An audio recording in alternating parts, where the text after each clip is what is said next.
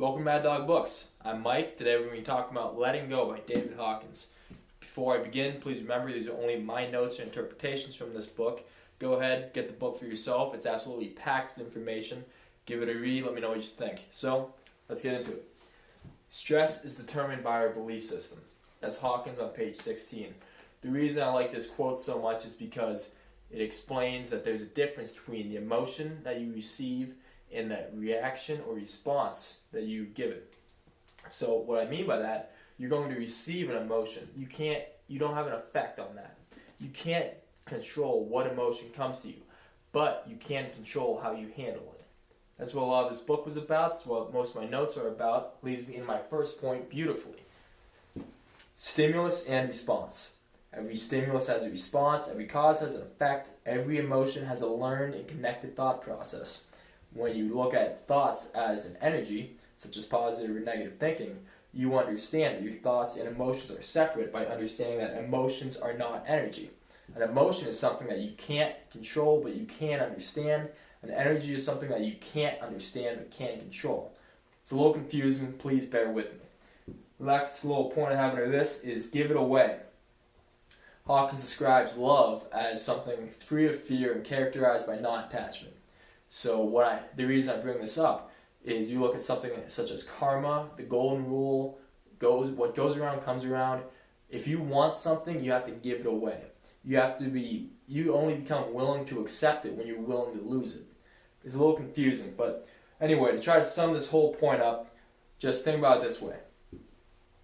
A negative emotion is like a train coming down a track. You're standing on the edge of the track. You can choose to either stay on and get hit by it and be controlled by the emotion, or you can jump off the track and let it go by. Now that we understand that our thoughts and emotions are separate, we can go ahead and jump into my second key point, witness the emotion. We do that properly by observing the root. You look for different causes and characteristics of an emotion so that you can properly predict when it occurs. Now, when you properly predict when it occurs, you're able to time your response, and you're able to plan for your response. In other words, prepared for the storm. There are three ways that we naturally negatively handle our negative emotions. First way is to suppress or repress them. Think about trying to fight it. So you say that it doesn't affect you. You act like it doesn't affect you. You tell yourself you never properly think about it, you never express it or anything, you never bring it up. You can't come to terms with yourself about it. This is a very negative way to deal with it because all it does is prolong the emotion, give it more strength, and makes you vulnerable for it to happen again. Second way is you express it. Think about someone who blames and complains. They push the responsibility off to someone else. They do this because they don't want the emotion anymore. So by blaming someone else, it makes it their responsibility. They don't have to deal with the emotion themselves because it's no longer their emotion. Third way is to escape it. There are different ways you can escape an emotion. Obviously, you can think about someone who drinks after heartbreak, or you can think about someone who completely falls into their work after a loss.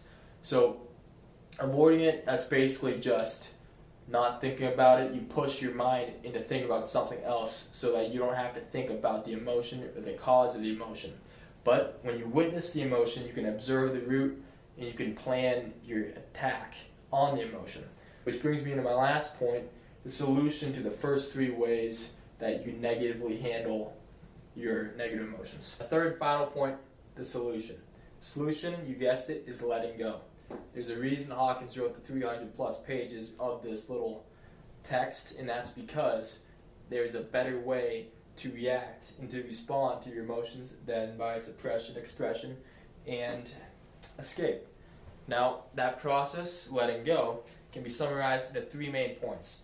Step one, you have to notice it.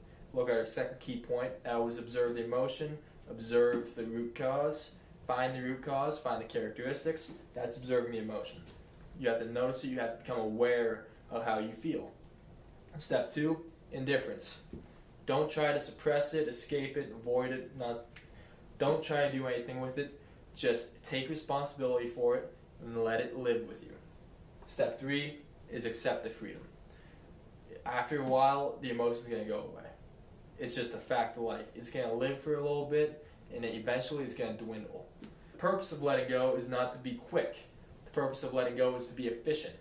So yeah, this whole process, depending on how attached you were to the loss, it can take anywhere between a couple hours to a couple of years. Like I said, it's going to completely go off your attachment to it, but it's never going to happen again. To wrap this up, there are two little things I want to mention. The first one is let go of all extreme emotions. That's positive and negative. Now, the goal of this whole process is to be free of the emotion and not let your emotion control you. So, that needs to be both positive and negative emotions that you get rid of. If an emotion tears you down too low, get rid of it. If an emotion brings you up too high, get rid of it. The benefit of letting go in both situations is because if you're too high up, one thing goes wrong, it's going to tear you apart because you're not going to be able to answer it quickly. Or if you're too far down, you're going to go into a spiral of bad habits and negative thinking and negative energy if you let those emotions control you. The last little point I have is live and let die. That sums up the entire process as best as I possibly could. Whenever you have an emotion with you, let it live with you and let it die. Over time, it's going to go away. It's bound to happen. So, that wraps up this video. Please remember, these are only my top 3 notes and interpretations from this book. It's only what I took from it. Now, if you're interested in seeing what else I had to say about it, go ahead and check the notes out below. Or go ahead and buy the book for yourself, either at Barnes & Noble, where I got this copy, or on Amazon. I'm sure it's on Amazon. Amazon has everything. That's all I've got today. Thanks for hanging out. I'll see you guys next time.